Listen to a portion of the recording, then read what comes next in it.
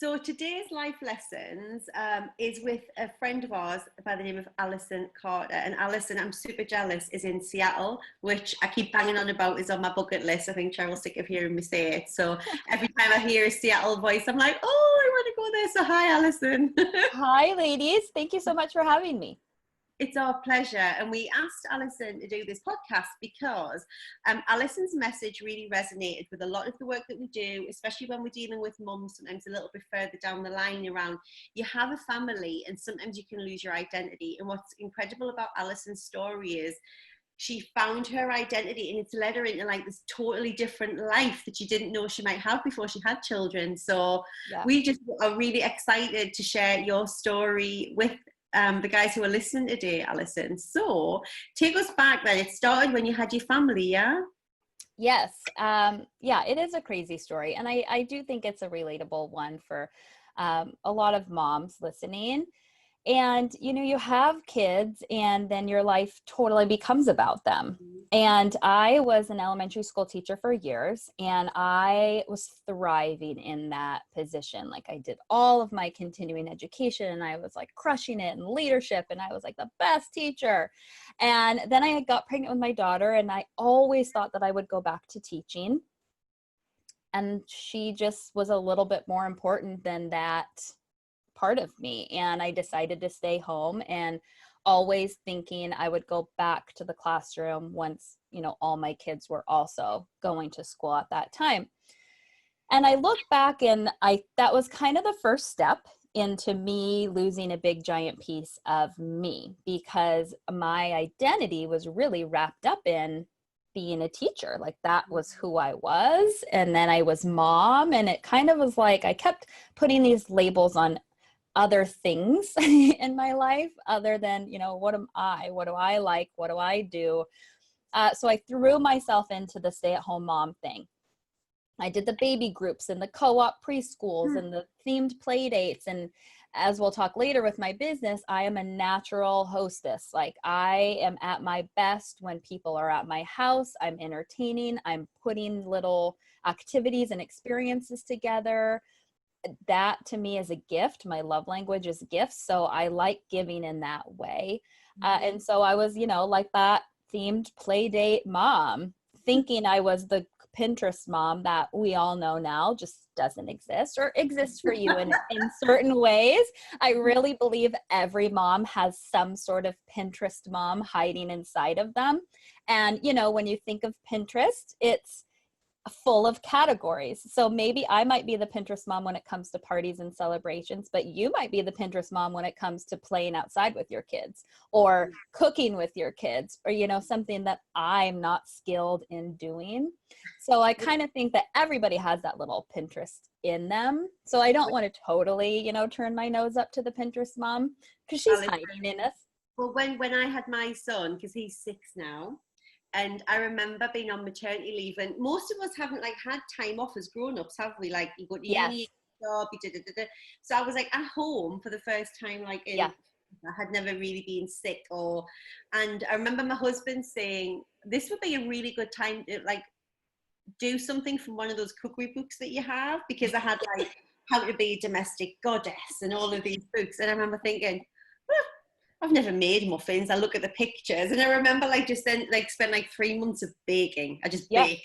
Because it was, you know, days when they just lie and gurgle a lot and don't really do anything. I just baked. And people kept raspberry muffins and blueberry muffins and chocolate brownies. And I was just so Pinterest. I loved it. Yeah, you're the Pinterest muffin maker.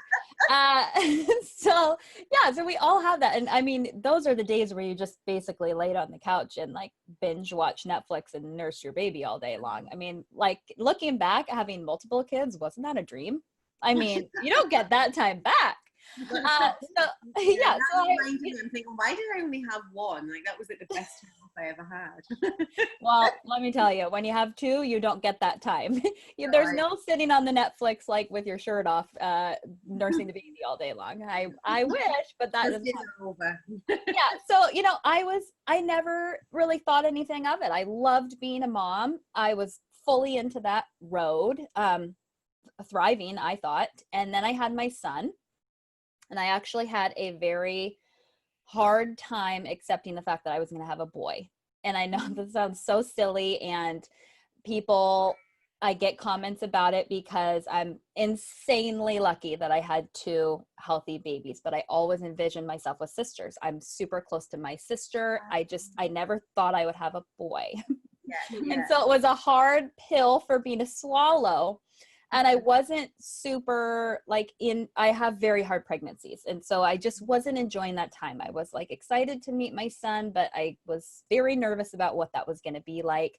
And then he came, and I immediately felt so much guilt because I was like, what the heck what are you are so crazy. I'm so obsessed with him, and I'm not going to have another baby. But if I would, I'd be like, I totally want another boy because, oh, they're so dreamy. Oh, they're so dreamy. And so that's so crazy. But so then I just felt like I was on this huge emotional roller coaster. And then I had to now be a mom of 2 kids.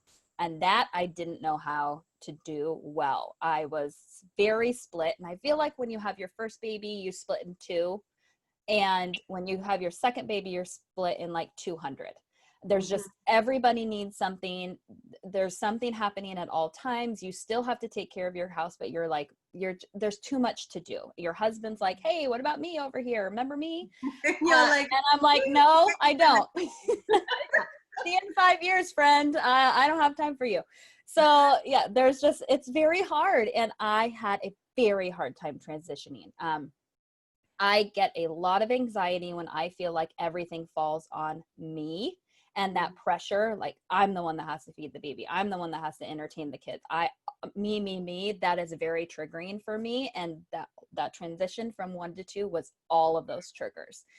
And looking back on it, I see all of that, which is crazy, but living in it, I was like, I love being a mom. I had this smile on my face. My kids are so cute. I love being a mom. I just would say that over and over. And then I would think like, this cannot be it. If I just keep saying it, I'll believe it. It's totally. And I mean, I do love being a mom, and I do love being with my kids, but I also need something else. And that's just my personality. There's definitely moms out there that are like, I am a mom until, I have more free time, and that is what fills my cup. And that's not the only thing I need to fill my cup. And I only realized that after I had a conversation with my girlfriends about party planning. Did you feel guilty though, even saying it, Alison? Did you feel, because I've traveled since Caleb was 9 months old till he started school. I would travel every week, and people were like, "You've got a child like at home," and and whether it was my awareness, it felt like judgment. It did feel like there was a bit of a, and you're here. Like, no, that's how it. And I loved him, and I didn't like being away from him, but equally I enjoyed my job, and I enjoyed getting to be me and doing all the gym stuff and the things that I couldn't do if I was at home with a new baby. Yeah, at that point, I didn't even think starting a business was something that was even on my radar. Like, I didn't seek that at all. But I would, my husband and I are very fortunate. We went to high school together. So our parents live very close to us. And so we have all 4 grandparents that are really close. And so we've been those people that would like drop our baby off for sleepovers because we had 4 people ready and willing that we trusted, that we were like, yeah. And people were like, oh my gosh, I could never like leave my 4-month-old. Like, how would you do that? And I'd be like, well, because I need to sleep, or I don't know what I'm going to do. So, I mean, I got comments like that, and I kind of was like, okay. Date nights, I would get like, oh my gosh, I wish I could have a date night. That must be nice, or things like that. Like, yeah. So there's those little things, and I'm pretty good at being like knowing what I need. I think some of the guilt arose when I was trying to make excuses for myself into not starting a business. Because do you want me to just talk about like how it started, how I kind of, okay. Yeah, that would be really good. But I think it's just interesting, the journey, isn't it, of kind of thinking, well, I'll be the mom, and I'll be at home. And then it's almost that realization of, this is lovely, but there's just a little bit of something missing. I'm not fulfilled. Yeah. And I think it's okay to feel like that. If anyone's listening to it, it does not mean that you love your children less. Mm-hmm. It doesn't mean that you're not a great mom. It just means that it's okay for you to want something for you and to explore whatever that is. And you don't have to just be known as a mom. You can be Helen. Mm-hmm. Alison. Sorry. Yeah. Helen. You can be Helen if you want to be. Yeah. Nice to get Helen before. Yeah. But you can be known as yourself. Yeah. You don't have to be kind of somebody's mom. That's okay. It's okay. It's yes. all good. Yes, I totally agree. And it is, I think that it actually makes you a better mom when you have something that you are also passionate about or pouring some sort of energy into, because you are kind of filling that up for yourself. I attended, I don't know if, is Rachel Hollis like a thing over there across the pond? Wash your face. She's not as big as she is over there, but we're aware of it because of the entrepreneur circles that we go to. So she's big. I attended her Rise conference last year, and it was really great. But she has this kind of analogy where women are a glass vase, and if you just sit there and pour into the glass vase, what do women want to do? Give it. So we're spilling it, and we're tipping it over. And what happens to a glass vase if you tip it over and continue to spill out? It's going to break. Mm-hmm. But instead, if you just have your vase standing tall and proud and accepting all of those good things, eventually they're going to overflow without you having to break. And so that really resonated with me because that is literally what a mom does. It's like give constantly, instead of I'm going to take, and taking is okay because it's ultimately going to result in giving. Yeah. And that was a long lesson for me to learn.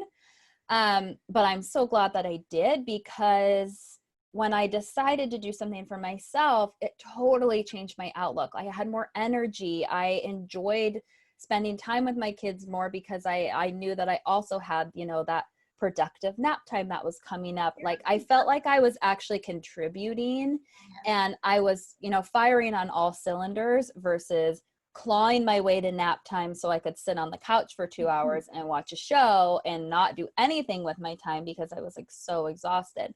But when I decided to actually do something fulfilling and productive, it just changed my whole life. I mean, I'm a totally different person than I was 2 years ago. And I look back on that person and I'm like, what if I didn't like talk to my girlfriends that day? What if I didn't say yes? Or what if I listened to all those excuses that told me don't do this or wait 5 years? It kind of makes me scared to think of I don't know what path I would have gone down. I don't know if I would have, I don't know where I would be right now. So I'm just, you took the path that was meant for you, right? Yeah. So the interesting thing though, just to pull out there what you said, is about energy, and we talk about this all the time. So, and I think families sometimes try to help, when you've just had kids and you might say, oh, I want to go over here and do this too, and they're like, well, you're already tired, like slow down. We've had some clients say this, haven't we, where they're like, don't bite off too much, and it's coming from a good place, but because you need to do that thing of purpose and that thing that fulfills you, it gives you energy. And that's what's important for us to remember, is that again, if as the mum, as the matriarch of our own little family, if we're producing all the energy and giving all this water for to everybody else, it's like we have to do something that fills our batteries up and recharges up. And sometimes sitting and watching Desperate Housewives for 2 hours while the kids are having a nap doesn't do that. It actually, you're switching off, but you're just kind of in neutral. You're not gaining anything from it. So it's really good that when the kids were little, you realize that you needed something to give you energy as much as for you to give. Yeah. So tell us what happened this night with your girlfriends. Yes, I know. Sounds like so my girlfriends and I met at a parent-baby group at our hospital when all of our babies were really little, like weeks old. And we kind of did that whole, like, I'm going to maybe date you. Like, I'm going to check you out. Like, I think I might be friends with you. Maybe I'll be friends with you. And then it's like, who's going to be brave enough to like ask for a number or like ask to go on a walk? Like, who's going to make the first move? And I mean, we all were new moms with these tiny babies, and a couple of them were like, let's go on a walk. Like, it's a sunny day and, we'll go get lunch afterwards. And So I made my sister go with me to that first meeting because I was like, I don't know these girls. Like, I'm all nervous. And so we went, we walked, we totally hit it off, and we just became fast friends. And there's just like a tight knit group of these girlfriends that our kids are in the same, our kids are now 5, but they're in the same stages. We still walk every single week, that same trail, that same lunch spot. And we really grew up as moms on that trail. We had a lot of milestones happening on that trail, and we have a Facebook Messenger thread to kind of, keep us company throughout the day. Like, I can literally, you will not understand what my kid just did. Can you even believe it? Or like, look what they're doing, back and forth. And so one night on one of those nap time days where I was sitting in front of New York Housewives, probably, we were talking about first birthday parties. And my girlfriend is a full-time working mom, and she was like, I mean, we need to have a first birthday party, but I just don't have the time. I don't have the energy. I can't even wrap my head around thinking of all that needs to go into planning that party. And I said, I'll do it. And then I thought, well, how the heck am I going to do that? I really don't want to like set up her whole party. That's a big commitment. But because all of our second birthdays are kids' birthdays. At this point, I had a 3-year-old and a 6-month-old. And all of our second babies were born within days, if not weeks of each other. And so we were like, okay, you take this weekend for your kid's birthday. I'll take this weekend. And this is my theme, and this, all that. And so I was like, okay, well, I have to plan Hudson's birthday party, but I can help her in some sort of visual way. And so I kind of problem solved that in my head.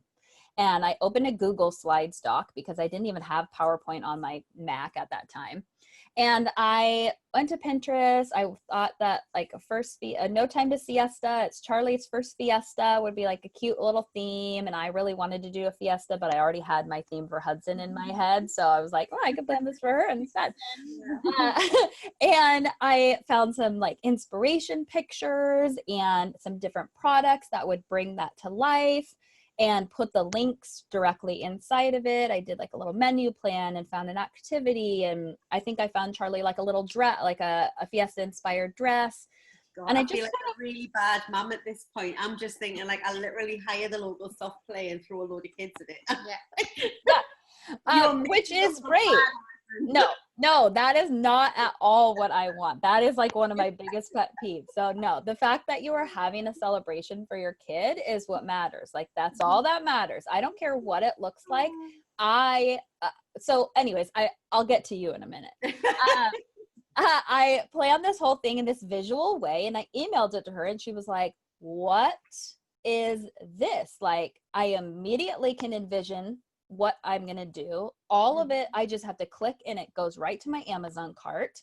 I know what to do. I can give this cake idea to this baker and she can recreate it. And like, all of this is done for me. Like, this is huge.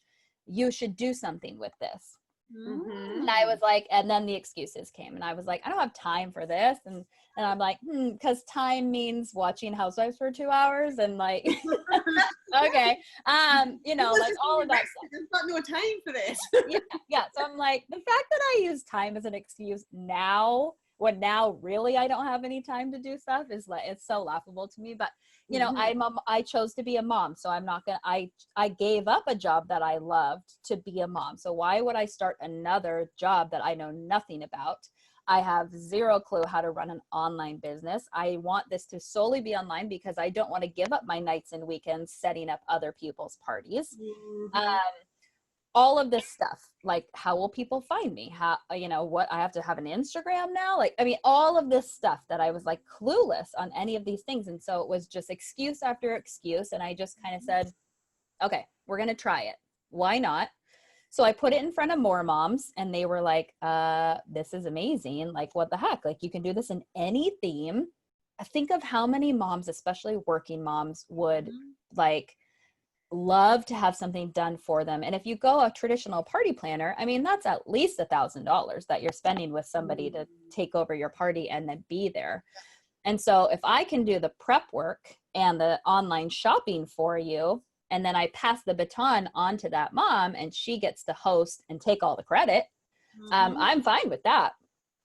And I loved every second of putting that party together. It was so fun for me because the hunt is my favorite part. Mm-hmm. That's the part I have learned that nobody else likes. There's a select few that do, but with the moms that I help, they're like, that's the part I hate. That's the part that takes forever. That's the part that's confusing. And, you know, you go find a picture on Pinterest and you go to someone's beautiful blog and there's no links to like, oh, you like that banner in that picture?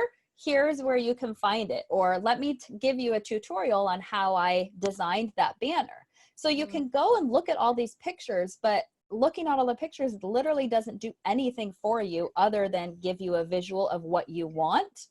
And then the comparison starts in because you're like, well, I have no freaking idea how to recreate that beautiful table. I don't have that box. I don't have that tablecloth. I don't have all those stuff. And so that always drives me crazy when I'm planning my own parties. And so I decided to do all of that hunting for you. So you like the things in that picture. Here's the options of where to click and find it. I have a weekly checklist that breaks down the party like in 6-week increments. So it gives bite-sized little chunks to keep you on track. So it's not all of the things that you need to do. Have fun. That's where the overwhelm comes in because you open your party plan and you're like, it's gorgeous. When am I going to have time to do this? That's where the checklist comes in and saves the day because 6 weeks out, you can create your guest list and order your invitations. That's your 2 jobs. Check. I can do that. 4 weeks out, mail your invitations.